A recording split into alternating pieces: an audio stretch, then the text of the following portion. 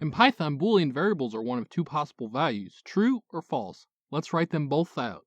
B1 equals true. B2 equals false. As you see here, crucially, the Boolean values are uppercase T true and uppercase F false. If those were lowercase t's and f's, they would be a, while not recommended, a totally valid variable name. The most common use for a Boolean variable is flags. A flag is a variable that signifies a condition exists. Let's write some code to illustrate that. Num equals 5 is positive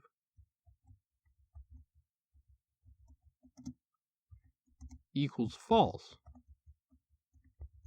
If num greater than 0, then is positive equals true.